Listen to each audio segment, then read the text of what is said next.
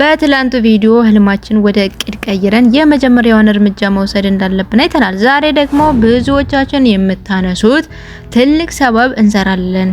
እኔ እኮ መዳም ቤት ስራ ይበዛብኛል፣ ለራሴ የሚሆን የጊዜ እጥረት አለብኝ የሚለውን ሐሳብ እውነቱ ግን ጊዜ ማጣት ሳይሆን ጊዜን አለማስተዳደር ነው። ዛሬ በሰው ቤት ስራ መሃል ሆናችሁ ለራሳችሁ ህልም የምትሆኑት ወርቃማ ሰዓት የምታገኙበትን 3 ጊዜ አጠቃቀም 3 የጊዜ አጠቃቀም ምስጥሮችን ነግራችኋለሁ። መልካም ቆይታ።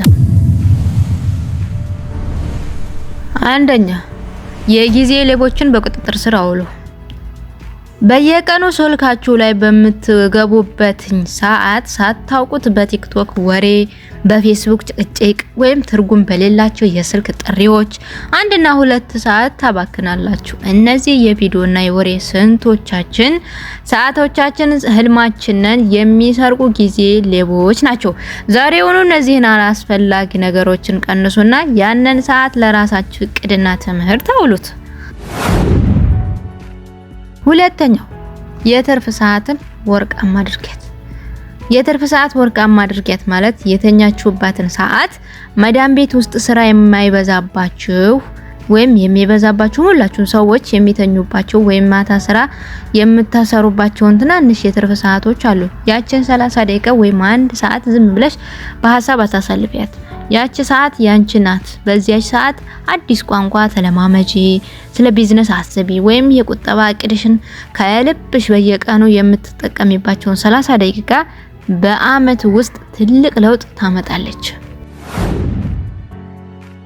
ሶስተኛው፣ ባለብዙ ተግባር ጥበብ። ባለብዙ ተግባር ጥበብ ማለት ፊካል ስራ እየሰራሽ አእምሮሽን በነፃነት ማስተማር ትችያለሽ። ልብሽ ወይም የሆነ ስራ እየሰራን ልብስ ስትተኩሽ ሊሆን ይችላል፣ ምግብ ስታበስይ ወይም የተለያየ ስራ ስታዘጅ ጆሮሽ ላይ ኤርፎን አድርገሽ ተጠቀሚ። የሆኑ አነቃቂ ስልጠናዎችን፣ የቢዝነስ ኦዲዮችን፣ መጽሐፍት ወይም ስነልቦናዊ ትምህርቶችን ስሚ። ስራሽንም ትሰሪያለሽ፣ አእምሮሽንም ትገነቢያለሽ። ይህ ጊዜ እጥፍ የማድረግ ጥበብ ይባላል። ከማጠቃለያችን በፊት አንድ ነገር ልበላችሁ። በተለይ እኛ የመዳም ቅመሞች ወይም ከመዳም ቤት ያለን ልጆች ጧት ከእንቅልፋችን ስንነሳ መጀመሪያ የምናደርገው ኤርፎን ከጆሮአችን መደንቀር ነው። ኤርፎን ወይም ሰማ ንቅቢበል 24 ሰዓት ከራሴም ጀምሮ ስለማየው ከጆሮአችን አይወርድም። የዛኔ ምንድነው በአንድ እጃችን ስልኩን ይዘናል፣ በአንድ እጃችን ስራ እየሰራን ቲክቶክ ስክሮል ስናደርግ የማንፈልጋቸው አሳዛኝ ሙዚቃዎች በድንገት ከመጣችልን ከስራው ጋር አጨማምረን ያችን አሳዛኝ ወይም አይምሮ የሚጎዳ ሙዚቃ ያችን እያዳመጥን ወይም ሰበር ዜና ሊሆን ይችላል እሱን እያዳመጥን ሙሉ ቀን እንውላለን። የዛኔ ጊዜ የለኝም የሚለው ሰበብ ይፈጠራል። ስለዚህ ኤርፎንም በጉዙ እንጠቀም ላችኋል። የነገዋ እኔ ቀጣይ ምልክቴ፣ የዛሬ ተግባሬ፣ የነገ ሚስጥሬ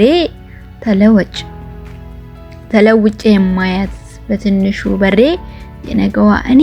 ዛሬ በሰው ሀገር በሰው ቤት ብደክም ላቤ እንደፈሰሰ እድሜ አይቀልም። ነገ ሀገር አለኝ የሚጠብቀኝ ቤት፣ የዛሬው ጥረት ነው የሚሆነኝ ጉልበት። እህቴ ወይ ስሚኝ ልብሽን ክፈችው፣ የነገዋን ማንነት ዛሬ ነው የምትሰሪው። ስልክሽ ላይ ተቀምጠሽ ጊዜሽን አትግደይ፣ የሰውን ህይወት እያየሽ በከንቱ አትቀኝ። ትርፍ ሰዓት ሙሉ ወደ እውቀት ለውጭ፣ አደራ መጥኝ፣ ጊዜ አታባከኝ፣ ይልቁንስ አጥኝ። አገርሽ ስትገቢ ኑሮሽ ዳናውጥሽ፣ ከሰው እጅ ሳትጠብቂ በራስሽ ልትቆሚ፣ ወደ ብር የሚቀየር ዛሬ ሞያ ግዢ። የኮምፒውተር ክህሎት ዛሬ ላይ ያወቁት ነገ በሀገር ላይ ይሆናል ትልቅ ሀብት። ለስልጠና የሚከፈለው ብር ወጪ አይደለም እኮ። በህይወቴ ትልቁ ኢንቨስትመንት ራሴ ላይ ያወጣሁት ነው ወይም ራሴ ላይ የሰራሁት ነው። ምን ማለታቸው መሰላችሁ ሲያብራሩ? እኔ ኢንተለጀንት ኢንቨስተር የሚል የቤንጃሚን ግራሃምን መጽሐፍ ባላነብ ኖሮ እዚህ ጋር አልደርስም። ያን መጽሐፍ ማንበቤ እኮ ራሴ ላይ መስራት ነው። ስለ ኢንቨስትመንት አወቅኩ። እያንዳንዱ መወስናቸው ውሳኔዎች ያን መጽሐፍ በማንበቤ። ከዛ ደግሞ እኔ ኢንቨስት ለማድረግ ሳስብ ሰዎች ያስፈልጉኛል፣ ሊደርሺፕ ያስፈልገኛል፣ ስፒኪንግ ስኪል ፐብሊክ ስፒኪንግ ያስፈልገኛል፣ ኒጎሺዬሽን ስኪል ያስፈልገኛል። እነዚህን ስኪሎች ካርኒጌ ጋር ሄጄ ባለማር ኖሮ አሁን ያለሁበት አልደርስም። አያችሁ፣ እኚህ ቢሊየነር ትልቅ ቦታ የደረስኩት ራሴ ላይ ኢንቨስት ስላደረግኩ ነው አሉ እንጂ አፕል ላይ ኢንቨስት ስላደረግኩ ነው፣ አማዞን ላይ ኢንቨስት ስላደረግኩ ነው፣ ኮካኮላ ላይ ኢንቨስት ስላደረግኩ ነው አላሉ። ራስን መገንቢያ መቼም አይከስርም። ባለሙያ መሆን ከአእምሮ ነውና አስተሳሰብሽን አድሽው፣ ይኑርሽ ጠንክሪና። መጽሐፍ አንብቢ፣ ዕውቀትን ማስፊው። መዳም ቤት ብትሆኝም ቅድሻ ጣዩ። ዛሬ የምታስቢው ያ ትልቁ እይታሽ ነገ የምትሰሪው ቢዝነስ ይሆንሻል። ብቻሽን አትልፊ፣ መንገዱ እንዳይረዝም። የደረሱበትን ጠይቂ፣ ስኬት አይገኝም። በዝምታ ተጓዥ፣ ስኬትሽ ይናገር። ከፍ ብለሽ ብረሪ፣ ዓለምን ተናገሪ፣ ዓለም አናግሪ። ምርጡን ባለሙያ በሶሻል ሚዲያ እዩ። የሰጡሽን ምክር በልብሽ መዝግቢው። የነሱን ስህተት አይተሽ ያንቺን መንገድ አጥሪ። ጊዜሽን ሰውተሽ ህይወት ቀይሪ። ልብስና ጌጣጌጥ ጊዜያዊ ነውና የተማርሽው ዕውቀት ግን እድሜ ልክ ነውና የተማርሽው ዕውቀት እድሜ ልክ ነውና ማንነቷ የላቀ ዕውቀት ያሸበረቃት ነገ አገር ቤት ስትገባ ማንም የማይችላት እህቴ ሆይ ንቂ፣ ነገሽን ሰንቂ። በዚህች አጭር ዓለም ዛሬ አትጨነቂ፣ ይልቅ ተነሽና ግብሽን አሳኪ።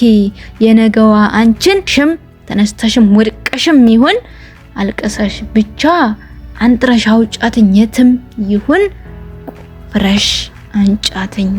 የትም ይሁን የትም ብቻ መውጣትሽን ያዣት ብቀሽ እንጂ ለመውደቅ አትፍሬ። ሺ ውደቂ። ዛሬ ለመድረስሽ የትላንት ውድቀትሽ አይደል መጀመሪያሽ። ስለዚህ ጊዜ ለሁሉም ሰው እኩል የተሰጠ 24 ሰዓት ነው። የተሰጠው ልዩነት የምንጠቀምበት መንገድ ላይ ነው። ዛሬ ለራሳችሁ ጊዜ ስጡ፣ ለህልማችሁ ቅድሚያ ስጡ። ዛሬ አንድ ፈተና ልስጣችሁ። ዛሬ በስልካችሁ ላይ የምታጠፉትን አላስፈላጊ የወሬ ሰዓት ቀንሳችሁ ቢያንስ ለ20 ደቂቃ ራሳችሁን የምትጠቀሙበት ነገር አድምጡ።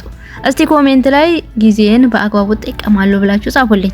ነገ ደግሞ በስደት ወይም ከስደት በፊት የውስጥ ማንነት አዘጋጅቶ በአሸናፊነት የመመለስ ጥበብ በሚል ርዕስ እንገናኛለን። በርቱልን። ወዳችኋለሁ።